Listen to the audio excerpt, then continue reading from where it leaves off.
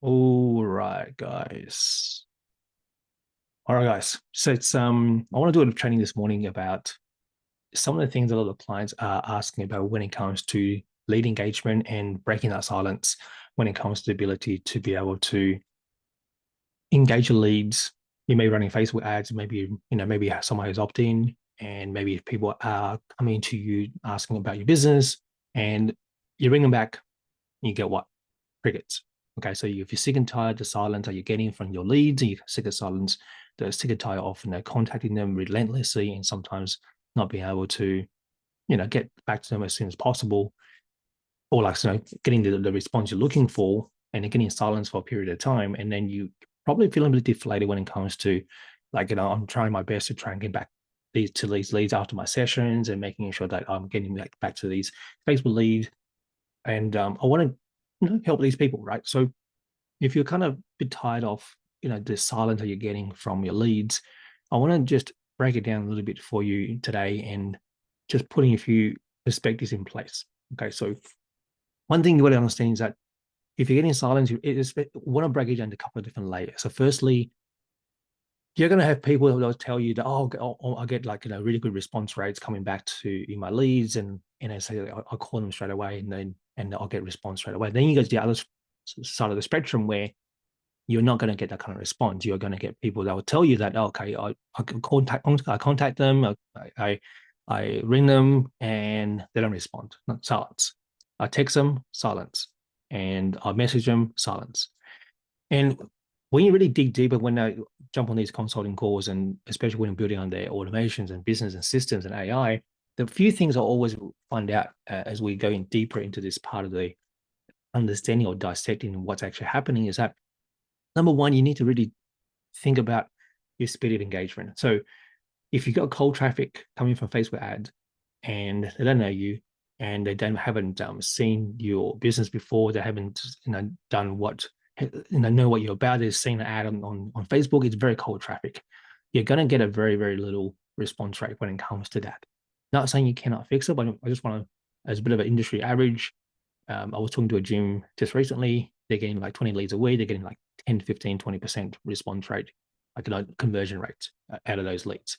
And they were a bit disappointed. And the reality is, I know I was saying, the reality is when you're looking at the stats and looking at the numbers, that is quite a standard practice across the industry. Like you get 10 leads come in, you might get two that might actually convert just because there's a sheer volume of competition that may be out there available for you. Then you go the other end of the spectrum where people are coming in in the same gym, and they were talking about at the same time they're converting like 50, 60%. So what's the difference? Oh, they were mostly referrals. And that's usually the two end of the spectrum when it comes to the lead conversion rates and the breaking that silence and people actually contacting you or responding to you. All right. So you've got these big two areas. So and understanding that you just need to be setting some real expectations of what that looks like.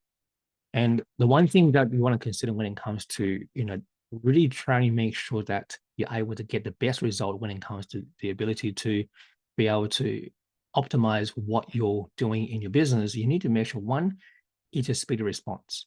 Okay, your speed of response or speed of engagement. I'm going to break it into two different areas. Speed of response and speed of engagement. That means that the first part is speed of response is when a lead comes in, have you got a system that's been optimized to make sure you're able to get the leads to respond through automation or through text or through email, what that may look like. So now in our case, we use ACL or GHL. What we do is I will make sure that the moment they come in, I'm going to share my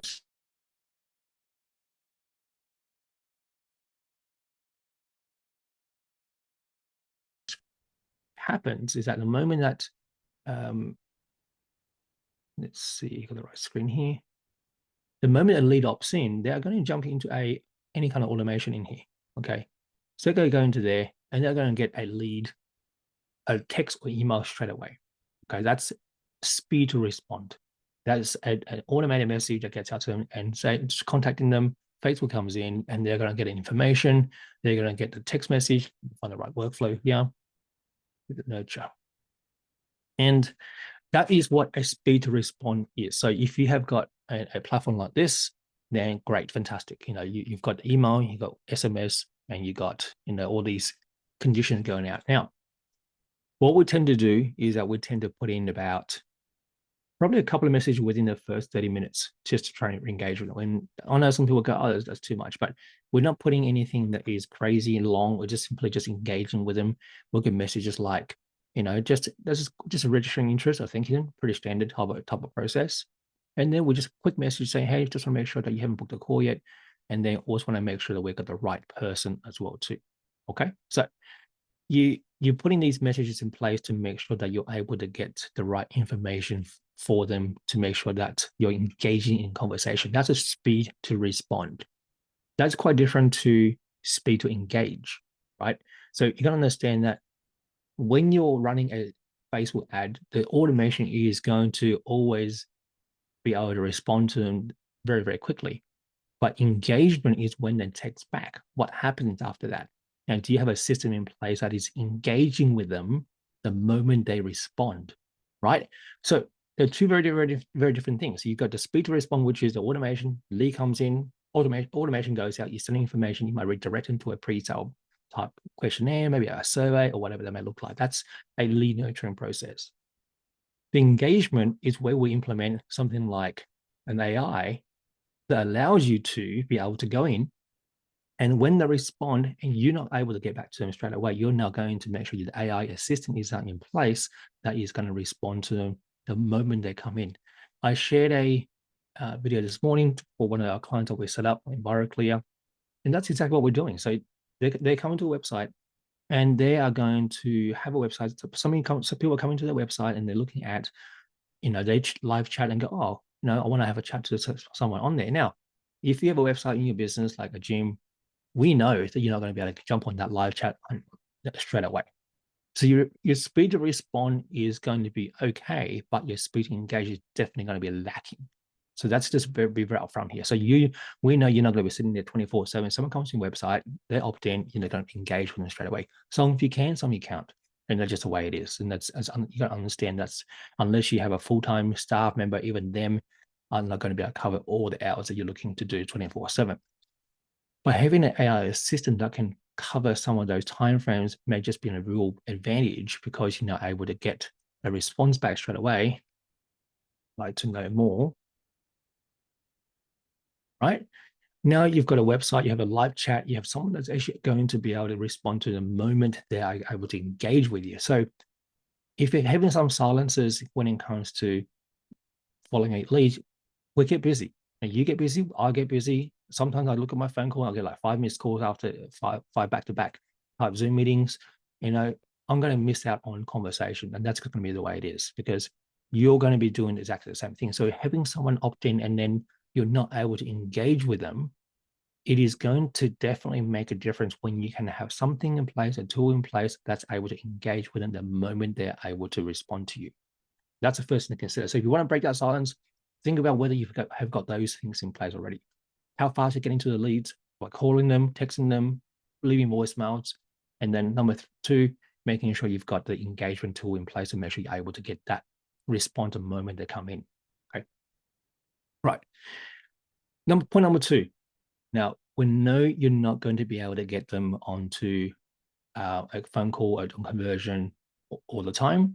So you need to also think about what does it look like if they don't turn up and become a client today? What is your mechanism that is in place after the nurturing has happened? Do you have things set up in such a way that you've got your ongoing marketing set up? So you've got nurturing, you've got your front of mind, you've got the information sending out on a regular basis, touching base with perhaps the things that could help them with their business or things that can actually help them with their health and fitness or whatever it may look like, whatever industry or whatever work you're doing with your clients, you want to make sure you've got an engagement that you can actually contact them, whether it be texting or email or just a quick message to make sure that one, your business is staying in front of mind and you're also engaging with them on a regular basis. So that you are able to, again, this is a very, really important part. So we're looking to re-engage with the leads that they haven't spoken to you. So if they're not able to engage with you, they're not able to talk to you, then you need to look at what systems and what workflows or what kind of mechanisms you may have already in place to make sure you're consistently putting your business in front of them so they know who you are. And one of the things that we'll talk about is that if you're a gym, you need to be the best known gym in the area. And I was talking to a colleague of mine recently and talking about when we were scaling our business from 37 clients to 200 members in my gym. And I was reflecting on that, what made that period so successful. And yes, it was a lot of ad campaigns running, and we were getting probably close to 50% self-booking off the back of ad. And I was looking at the activity during that period, and we were doing 5 live videos every single day, like every single week. 5 live videos. I was recording, I was doing live videos, I was doing content, I was doing things with my clients, I was doing things with my members, I was doing things in the studio, I was doing live videos with one of my coaches, sharing about different things that was happening in the studio.